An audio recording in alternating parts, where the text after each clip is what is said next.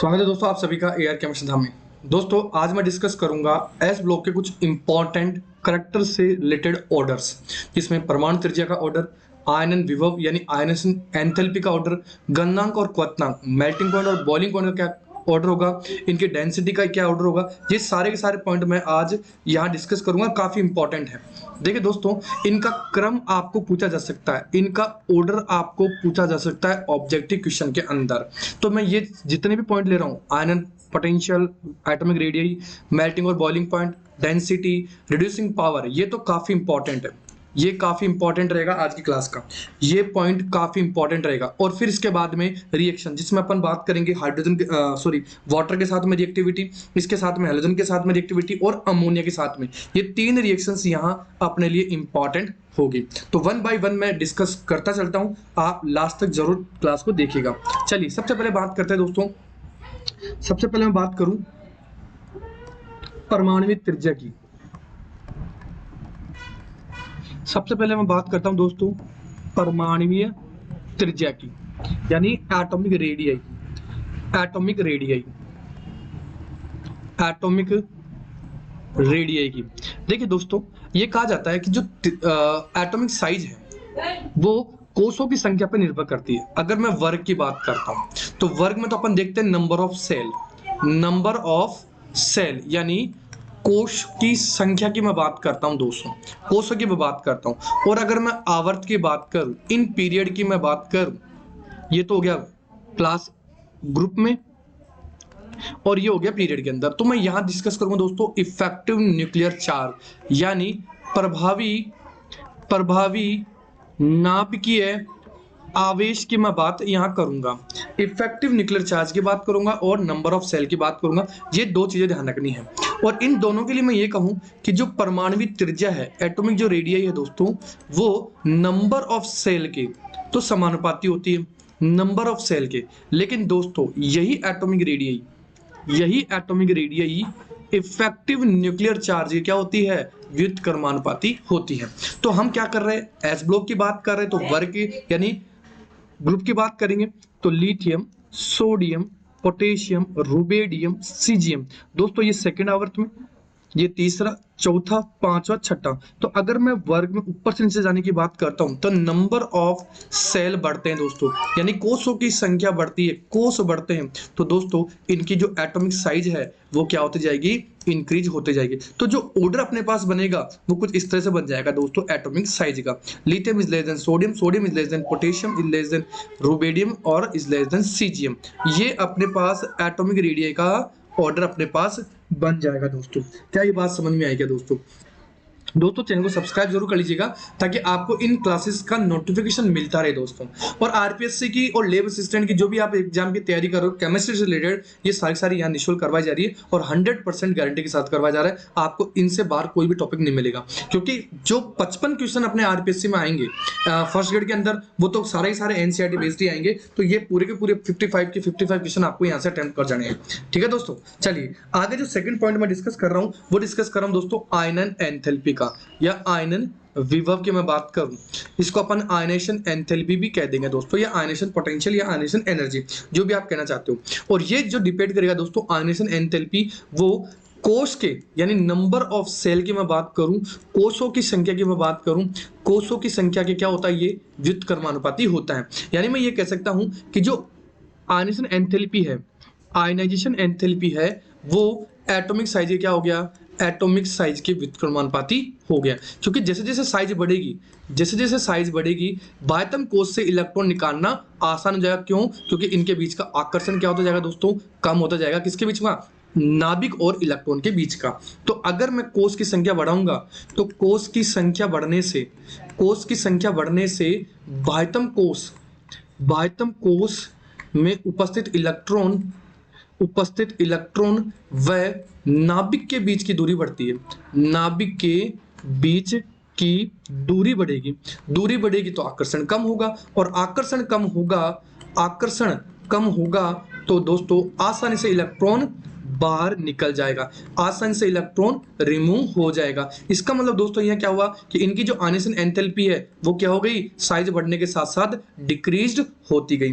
तो इस तरह से अगर मैं ऑर्डर बनाना चाहूं तो lithium is greater than sodium is greater than potassium is greater than rubidium is greater than caesium, ये आयनेशन एंथैल्पी का यहां अपने पास ऑर्डर हो जाएगा। ये काफी इंपॉर्टेंट है। अब आप किसी का ये पूछना जाए तो आयनेशन एंथैल्पी का ध्यान है दोस्तों, ये एक एंडोथर्मिक प्रोसेस होती है। क्या होती है दोस्तों, एंडोथर्मिक प्रोसेस होती है, यानी इसको आप चाहें तो हिंदी में ऊष्मा शोषी अभिक्रिया कहते हैं। क्योंकि ये कहा जाता है कि किसी भी एटम के बाह्यतम कोश से इलेक्ट्रॉन निकालने के लिए जो रिक्वायर्ड एनर्जी होती है, क्या कह रहा हूं, किसी भी एटम के बाह्यतम कोश से इलेक्ट्रॉन को निकालने के लिए, रिमूव करने के लिए जो रिक्वायर्ड एनर्जी होती है वही क्या कहलाती है दोस्तों, आयनेशन एंथैल्पी कहलाती है। बस ये ध्यान रखना कि जो एटम है वो किस अवस्था में होना चाहिए, गैसियस अवस्था में होना चाहिए। अगर गैसियस अवस्था में नहीं होगा तो सॉलिड से गैस में बदलने के लिए अपन कौन सी एनर्जी की बात करेंगे, सब्लिमेशन एनर्जी की बात करेंगे, ऊर्ध्वपातन ऊर्जा की बात करते हैं दोस्तों, ऊर्ध्वपातन या सब्लिमेशन एनर्जी की बात करते हैं। तो ये था अपने पास आयनेशन एंथैल्पी का ऑर्डर। आगे चलते हैं दोस्तों, सबसे इंपॉर्टेंट घनत्व, इसका ऑर्डर है ना दोस्तों काफी इंपॉर्टेंट है। डेंसिटी में कह दूं, अब देखिए लिथियम, सोडियम, पोटेशियम, रुबिडियम और सीजियम, और यहां आपको एक्सेप्शनली यहां आपको ऑर्डर में चेंजेस मिलेगा। जनरली ये कहा जाता है दोस्तों कि डाउन द ग्रुप, यानी ग्रुप में ऊपर से नीचे जाने पर, अप टू डाउन जाने के बाद में क्या होता है, अपने पास मास इंक्रीज्ड होता है। मास इंक्रीज्ड होगा तो इनकी क्या होगी, डेंसिटी भी इंक्रीज्ड होगी। ये बात बिल्कुल सही है दोस्तों, घनत्व भी बढ़ेगा, द्रव्यमान बढ़ने के साथ साथ इनका घनत्व बढ़ता है। लेकिन दोस्तों यहाँ सोडियम और पोटेशियम के लिए ये कहा जाता है कि पोटेशियम का जो घनत्व होता है दोस्तों एक्सेप्शनली वो सोडियम से कम होता है। और इसका रीजन है दोस्तों, एक तो इसका आकार क्या होता है, बड़ा होने के कारण, तो बड़ी आकार के कारण, और दूसरा दोस्तों इसमें वैकेंट डी ऑर्बिटल होते हैं दोस्तों। क्या होते हैं, वैकेंट डी ऑर्बिटल होते हैं, जिसकी वजह से आयतन इसका बढ़ जाता है, और आयतन बढ़ने की वजह से इसका घनत्व क्या हो जाता है दोस्तों, घट जाता है। तो ऑर्डर कुछ इस तरह से हो जाएगा दोस्तों, lithium is less than potassium, potassium is less than sodium, is less than rubidium is less than caesium. ये काफी इंपॉर्टेंट अपने पास ऑर्डर होगा दोस्तों, वेरी वेरी इंपॉर्टेंट। आरबीएससी के लिहाज से देखा जाए दोस्तों तो काफी इंपॉर्टेंट क्वेश्चन है ये, very very important, very very important question, बहुत ही इंपॉर्टेंट क्वेश्चन दोस्तों, काफी इंपॉर्टेंट क्वेश्चन है। चलिए दोस्तों, ये है घनत्व का। ध्यान रखना दोस्तों, इसका एक तो रीजन पता रहना चाहिए अपने को, और दोस्तों इसका ऑर्डर, ये ऑर्डर वो अलग बात है कि इंक्रीजिंग ऑर्डर पूछ रहा है या डिक्रीजिंग ऑर्डर पूछ रहा है, ये क्वेश्चन के हिसाब से अपन देख लेंगे दोस्तों। क्लियर है? चलिए दोस्तों आगे चलते हैं। डेंसिटी के बाद में अपन डिस्कस करते हैं दोस्तों इसके अंदर गलनांक और क्वथनांक की, गलनांक व क्वथनांक के ऑर्डर्स की, यानी melting point and boiling point के ऑर्डर्स के दोस्तों। तो दोस्तों ये ध्यान रखना कि लिथियम से सोडियम, सोडियम से पोटेशियम, रुबिडियम, सीजियम, ये अगर अपन लिथियम से सीजियम की ओर जाते हैं दोस्तों तो इनकी जो नॉर्मलिटी है, सॉरी सॉफ्टनेस है, सॉफ्टनेस यानी नरम होते जाते हैं। ठीक है, क्या हो जाते हैं, नरम होते जाते हैं, सॉफ्टनेस इंक्रीज होती जाती है। इसका मतलब ये हुआ कि इसका जो मेल्टिंग और बॉइलिंग पॉइंट होगा किसका, लिथियम का, वो सबसे ज्यादा होगा, हाईएस्ट होगा इस ग्रुप के अंदर। तो अगर दोस्तों मैं ये कह दूं कि अगर सोडियम लिथियम से सीजियम की ओर जाने पर इनकी सॉफ्टनेस बढ़ती है, सॉफ्टनेस बढ़ने की वजह से इनका melting point and boiling point घटने लगता है, डिक्रीज होने लगता है, तो मेरे ख्याल से कोई दिक्कत नहीं होगी आपको। ये बात समझ में आ गई क्या दोस्तों? बात समझ में आ गई क्या दोस्तों?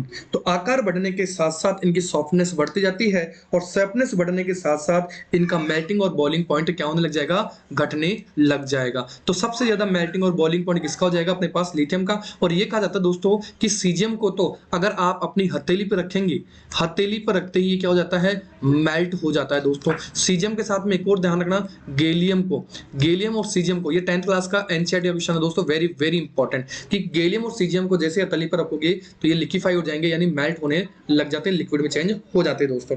यहां तक बात क्लियर हुई क्या? ठीक है, तो ये था अपने पास कुछ इंपॉर्टेंट ऑर्डर्स का, जो मैंने इंपॉर्टेंट ऑर्डर लेने थे, atomic radius, ionisation enthalpy, density, गलनांक और क्वथनांक का। अब मैं बात करता हूं दोस्तों एक नया पॉइंट, जो कि काफी इंपॉर्टेंट है रिड्यूसिंग प्रॉपर्टी का। किसका? रिड्यूसिंग प्रॉपर्टी का दोस्तों, रिड्यूसिंग प्रॉपर्टी का।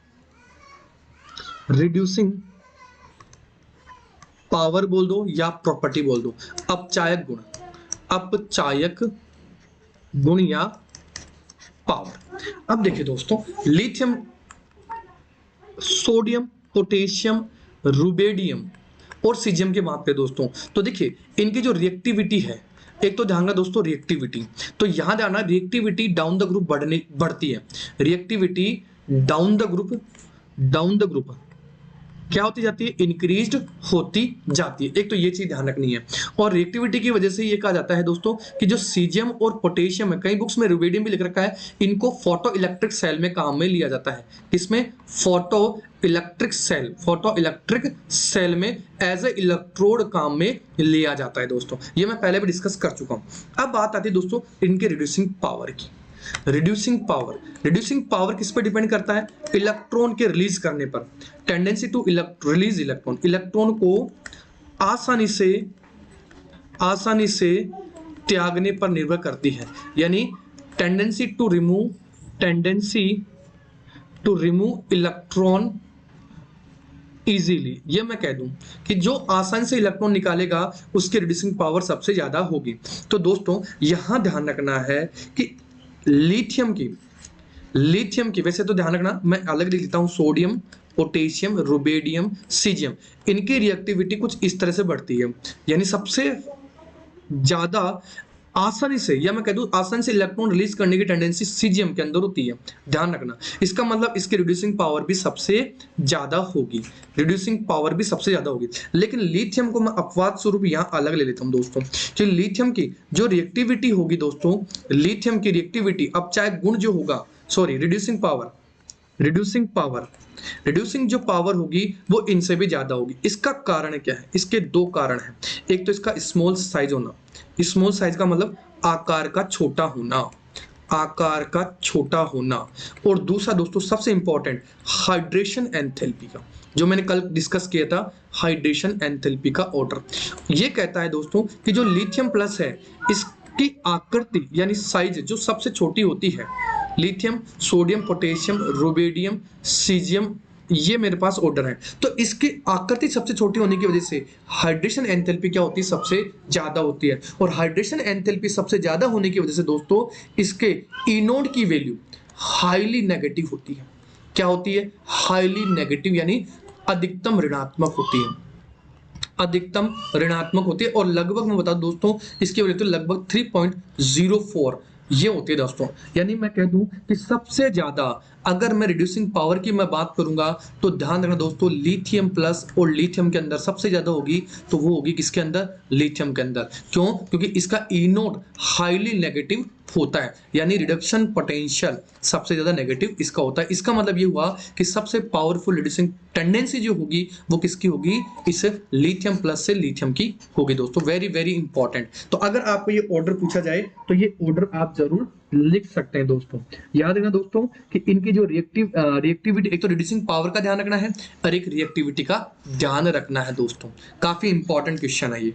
अगर बात समझ में आ गई तो फटाफट लाइक कर दो, ठीक है। चलिए अब अपना जो नेक्स्ट टॉपिक रहेगा वो रहेगा दोस्तों रिएक्टिविटी का। और रिएक्टिविटी के अंदर मैं सबसे पहले आज मैं डिस्कस करूंगा दोस्तों इसके अंदर ऑक्सीजन के साथ में रिएक्शन। वैसे मैंने लास्ट क्लास के अंदर इनके ऑक्साइड के बारे में डिस्कस कर लिया था कि अगर मैं जनरली इन चार धातुओं की बात करूं, एल्कली मेटल्स की मैं बात करूं, एल्कली मेटल्स की, तो ये क्या करते हैं? जैसे ही ऑक्सीजन से रिएक्ट करेंगे तो क्या बनाएंगे? ऑक्साइड्स बनाएंगे। अब देखिए दोस्तों, एक तो ऑक्साइड्स का अपने को यहाँ देखना है इनकी क्षारीय प्रकृति। क्या देखनी है? बेसिक नेचर, क्षारीय प्रकृति देखनी है। प्रकृति, basic nature of oxide of alkali metals. दूसरा दोस्तों यहाँ पर इनके जल में घुलनशीलता देखनी है, जल में विलेयता को भी देखनी है। ये भी एक पॉइंट डिस्कस करेंगे अपन। इनमें ऑर्डर निकालना है मेरे को, मैं ऑर्डर डिस्कस करूंगा दोस्तों। अगर मैं बात करूं दोस्तों इनके ऑक्साइड्स की, तो देखिए मैंने पहले भी बताया था लिथियम जो नॉर्मल ऑक्साइड है Li2O बनाता है, सोडियम परऑक्साइड बनाता है Na2O2 बनाता है। इसके अलावा पोटेशियम, रुबिडियम और सीजियम दोस्तों इनके सुपर ऑक्साइड बनाते हैं, यानी KO2, RbO2 और CsO2, ये क्या बनते हैं, सुपर ऑक्साइड बनते हैं।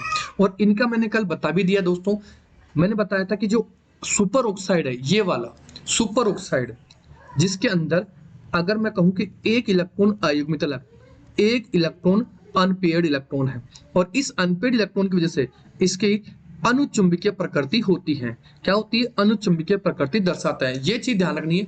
और अगर मैं ये कहूं कि ये किसके बेसिस पे पता चलता है, तो ये पता चलता है दोस्तों MOT के बेसिस पे। अगर आपसे ये भी पूछ लिया जाए कि ये इलेक्ट्रॉन, जो एक इलेक्ट्रॉन फ्री पड़ा है, वो MOT में जो p ऑर्बिटल्स होंगे, मोलिकुलर ऑर्बिटल्स, तो उसमें कौन सी जगह प्रेजेंट होगा, तो ये भी ध्यान रखना दोस्तों, ये आपको पता होना जरूरी है, ये आपको क्वेश्चन पूछा जा सकता है। तो देखिए दोस्तों, यहाँ पर मैंने 4 इलेक्ट्रॉन ले लिए, एक तरफ मैंने लिए 5 इलेक्ट्रॉन, क्योंकि O2 माइनस है ना, P के अंदर P4 होता है, और एक एक्स्ट्रा इलेक्ट्रॉन डाल दिया मैंने, तो ये P5 हो गया, क्योंकि O2-1 है ये। तो यहाँ पर 2 इलेक्ट्रॉन फिल हो जाएंगे, फिर यहाँ पर दोस्तों 4 इलेक्ट्रॉन यहाँ हो जाएंगे, 9 इलेक्ट्रॉन में 6 भर गए, बचे अपने पास 3 इलेक्ट्रॉन। 3 इलेक्ट्रॉन में से क्या हो गए, 1, 2 और 3, यानी ये हो गया π2px2 और π2py1। अब ये स्टार वाला होगा, यानी मैं ये कह दूं कि एंटी बॉन्डिंग ऑर्बिटल्स में होंगे इलेक्ट्रॉन्स। कौन से में, π*2px में तो 2 दोस्तों, और π*2py के अंदर एक अयुग्मित इलेक्ट्रॉन होगा। तो ये आपको पूछा जा सकता है एग्जाम के अंदर। अब देखिए दोस्तों, इन ऑक्साइड की मैं बात करूं, जो जनरल ऑक्साइड में बता रहा हूं, Li2O, Na2O, K2O, Rb2O और CS2O, ये मैंने कल भी डिस्कस किया था दोस्तों, कि सबसे ज्यादा जो बेसिक नेचर होती है वो किसकी होती है, सबसे ज्यादा होती है किसकी, सीजियम के ऑक्साइड की। लेकिन दोस्तों ध्यान रखना, अगर ग्रुप वाइज आपको ऑर्डर पूछ लिया जाए, तो डाउन द ग्रुप इनके बेसिक प्रॉपर्टी क्या होती जाती है, बढ़ती जाती है। ये ऑर्डर हमें पता होना चाहिए। तो ये क्षारीयता का ऑर्डर मैंने निकाल दिया, बेसिक नेचर का मैंने ऑर्डर बता दिया दोस्तों, काफी इंपॉर्टेंट भी है, ध्यान रखना। और अगर इसके थर्मल स्टेबिलिटी की पूछ ली जाए, तापीय स्थायित्व का पूछ लिया जाए ना दोस्तों, तो ये भी ऑर्डर यही होगा। ये कहा जाता है कि जैसे जैसे इलेक्ट्रोपॉजिटिव यानी धन विद्युत गुण बढ़ते जाएंगे, इलेक्ट्रोपॉजिटिव करैक्टर बढ़ते जाएंगे, वैसे वैसे इनकी बेसिक नेचर भी इंक्रीज्ड होती जाती है, इनका तापीय स्थायित्व भी बढ़ता जाता है। अब बात करें इनके जल में विलेयता की दोस्तों, ये कहा जाता है कि लिथियम के ऑक्साइड से अगर मैं सीजियम के ऑक्साइड तक चलता हूं, तो इनकी जल में विलेयता क्या होती जाती है, बढ़ती जाती है। जल में विलेयता बढ़ती जाती है, ये ऑर्डर आपको पूछा जा सकता है। तो यही ऑर्डर इनके सोलिबिलिटी का यानी जल में विलेयता का हो जाएगा, Li2O, Na2O, K2O, Rb2O और सीजियम का ऑक्साइड CS2, ये इसके जल में विलेयता का ऑर्डर भी हो जाएगा दोस्तों। यहां तक बताओ फटाफट, क्लियर बात हुई क्या? ये मैंने आज जो इंपॉर्टेंट ऑर्डर थे ना, वो मैंने बता दिए हैं दोस्तों। अब जो कल की क्लास होगी, उस क्लास के अंदर दोस्तों मैं हैलोजन के साथ में रिएक्शन देखूंगा, और हैलोजन के साथ में रिएक्शन देखने के बाद में मैं यहाँ पर फाजान्स रूल को भी अप्लाई करूंगा, और फाजान्स रूल की हेल्प से मैं मेल्टिंग पॉइंट, आयनिक करैक्टर और कोवैलेंट करैक्टर, ये मैं करैक्टर आपको नेक्स्ट क्लास, कल की क्लास में डिस्कस करूंगा। इसके साथ में दोस्तों अमोनिया के साथ में रिएक्शन, यहां से क्वेश्चन बन सकता है दोस्तों। अमोनिया के साथ में रिएक्शन करके कॉम्प्लेक्स बनाता है, जो कि ब्लू कलर का विलेन बनाता है, सॉल्यूशन बनाता है। और वो ब्लू कलर का जो विलेन होता है, वो क्यों होता है, एक इलेक्ट्रॉन अयुग्मित होने की वजह से। ये सारा का सारा पॉइंट जो होगा वो मैं कल की क्लास में डिस्कस करूंगा, क्या होगा क्या नहीं होगा, वो सारी डिटेल आपको कल वाली क्लास के अंदर मिल जाएगी दोस्तों।